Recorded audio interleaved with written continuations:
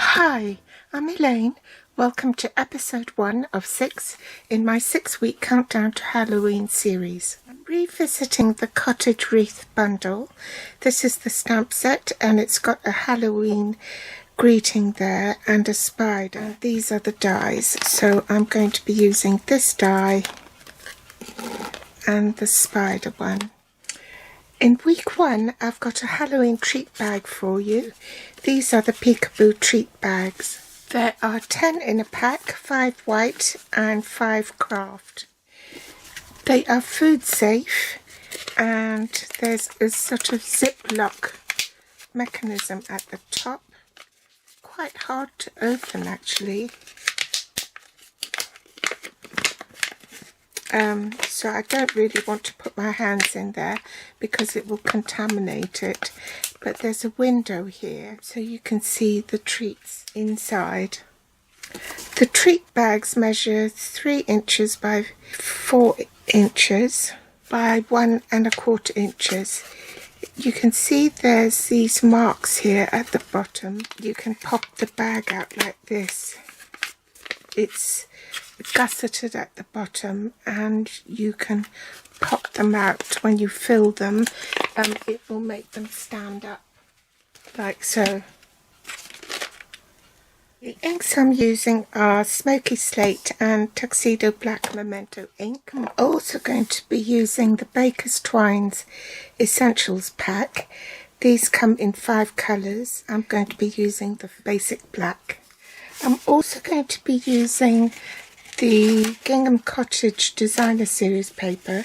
It's from the Gingham Cottage Suite in the July to December mini for 2022, and you'll find it on pages 58 to 59. These papers are actually 12 by 12 inches or 30.5 by 30.5 centimetres, but I've cut them down to 6 by 6 so that it's easier to see. There are 12 double-sided designs and there are 4 each, so it's a bumper pack. There are 48 sheets in total. So to cover the top bit of the Peekaboo treat bag, you need a piece that measures 1 7/8 by 4 inches. In metric that will be 4.8 by 10 centimetres. For the bottom bit, this is narrower and that measures 1 1/4 inches by 4 inches, so that's 3.2 centimetres by 10 centimetres. We're also going to be using the Pearlized Enamel Effects Basics. They come in 3 1-ounce bottles and white, red and black. So we're going to be using the black and the white. First we're going to glue the bottom of the bag. So I'm just going to apply adhesive a little bit away from the edges so that it doesn't show. Because when you put the paper on, it will squish the glue out and spread, and you don't want it spreading beyond the paper. Bring in my scrap piece of white cardstock.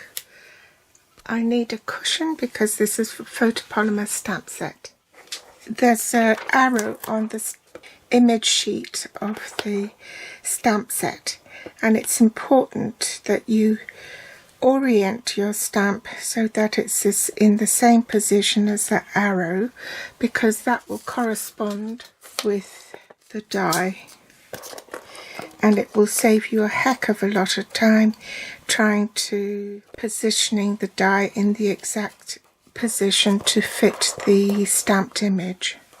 So when you pick up the stamp, so long as you have it in the same position, which is at the 3 o'clock position or pointing to the east, then you should be all right. And I'm going to mark my paper because then I know which way up I've stamped. Ink up my stamp and stamp it. Then I'm going to swap ink pads and stamp this finer wreath in Tuxedo Black Memento ink, and I'm orienting it in the same position.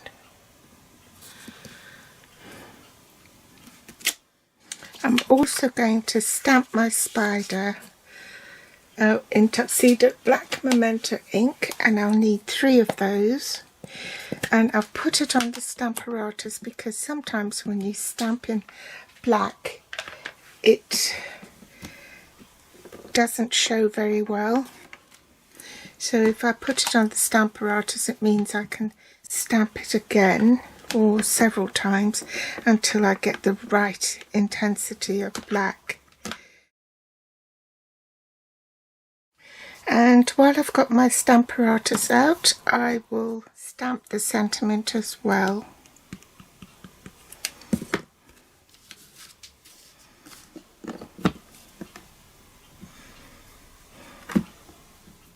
Oh, that looks a bit dirty. Let's turn the cardstock round.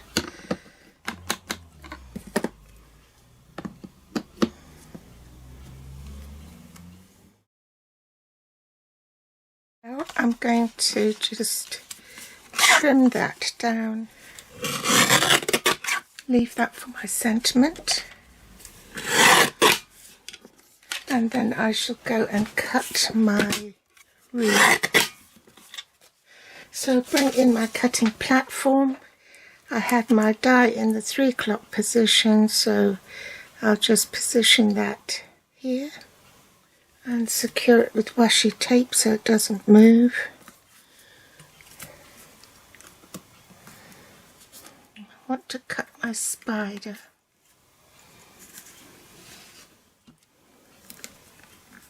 The cutting sandwich is platform 1, the thin die adapter platform 2, my base cutting plate platform 3, the cardstock with the die cutting edge face down, and then a second platform 3, and I'm ready to run it through the machine.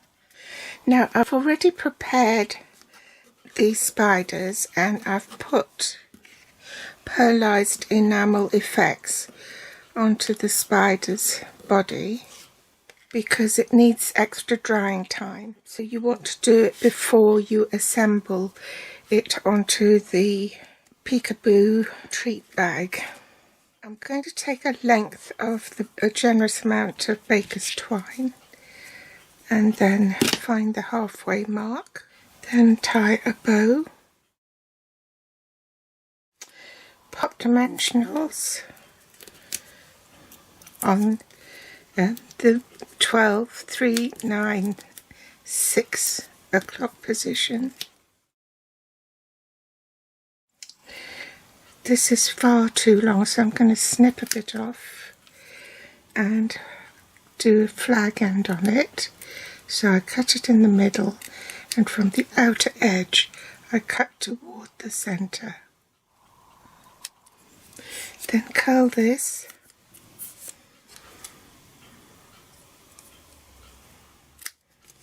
Tuck it in.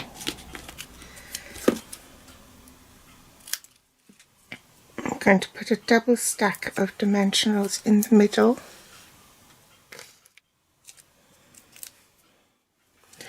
Make sure it's not popping out, and if it is, then trim it off.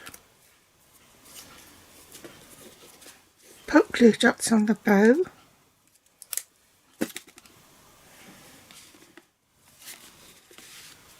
Now I've put glue dots on the back of the spiders, and I have 2 up here.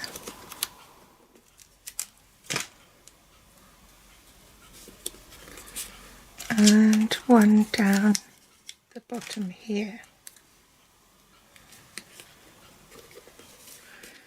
Open up the peekaboo treat bag and just stick this in and seal it up.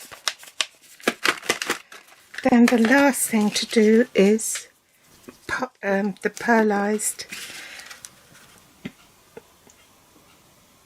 bits in. A tip: When you're putting these globules on, try and have them separately because they do expand and then they run into each other as they dry and then it becomes indistinct. So try and keep a gap in between them. You see, they've run into each other, but never mind. You learn from your mistakes, don't you? So that's my Halloween treat bags using the Cottage Wreaths bundle. So I hope you've enjoyed today's episode.